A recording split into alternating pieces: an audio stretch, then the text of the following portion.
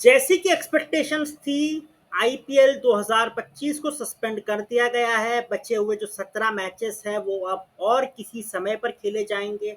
आज जो LSG versus RCB का गेम है उसे भी कॉल्ड ऑफ कर दिया गया है और बचे हुए सारे मैचेस को for the time being called off कर दिया गया है। अब देखो भैया, ये तो होना ही था, क्योंकि भैया जिस हिसाब की सिचुएशन अभी बनी हुई है सारे बॉर्डरिंग स्टेट्स में, जैसे अटैक्स की खबरें आ रही हैं, हम भी काउंटर अटैक कर रहे हैं, पूरी मुंह तोड़ जवाब दे रहे हैं, और मुंह तोड़ नहीं बल्कि पूरा शरीर तोड़ जवाब हम दे रहे हैं। तो फिर यार ऐसे इसको मद्देनजर रखते हुए थोड़ा सा, एक जब वॉर लाइक सिचुएशन होती है तो आपको इंटरनेशनल क्रिकेटर्स के बारे में भी सोचना होता है, लॉजिस्टिक्स के बारे में भी सोचना होता है, और आप नहीं चाहते कि भैया इतना बड़ा जो ग्लोबल इवेंट है, मैं आईपीएल को ट्रूली ग्लोबल इवेंट ही मानता हूं, तो ये इतना बड़ा ग्लोबल इवेंट जो है वो इसे ऐसे सर्कमस्टेंसेस में खेला जाए, बिकॉज भैया प्रेशर होता है, बंदे की भी ठीक से परफॉर्मेंस नहीं आती जब उसको पता है कि यार बस मैं इस टाइप की सिचुएशन में खेल रहा हूँ। तो ऐसे में बेस्ट डिसीजन जो बीसीसीआई ले सकता था उन्होंने लिया है। टूर्नामेंट को for the time being suspend कर दिया गया है। थोड़ी देर में इसकी ऑफिशियल कंफर्मेशन भी आ जाएगी, हो सकता है शायद जब तक आप ये वीडियो देख रहे हो तब तक इसकी ऑफिशियल कंफर्मेशन ऑलरेडी आ चुकी हो। बाकी सिर्फ आईपीएल सस्पेंड हुआ है और पीएसएल को भी मूव कर दिया गया है।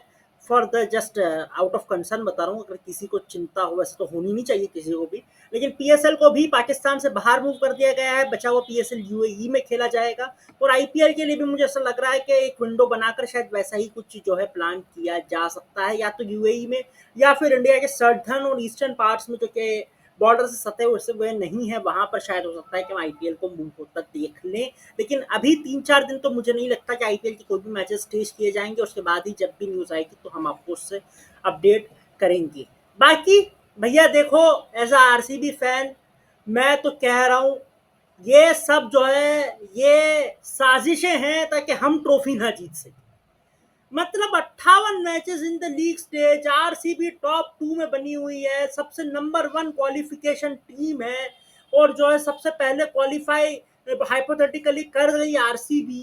सो उस सिचुएशन को देखते हुए ये हो गए।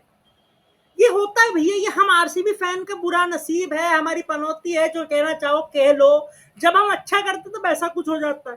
सो खैर वैसे वाली बात है, लेकिन भैया आरसीबी को स्पिरिट्स हाई रखनी है। जब भी टूर्नामेंट खुलेगा हमें कोशिश ये करनी है कि हम हमारा मोमेंटम ना लूज करें और ऐसे ही जीतते रहे। तो जब भी टूर्नामेंट ओपन होगा तो पहला match of course LSG versus RCB ही होगा, जो कि भैया था।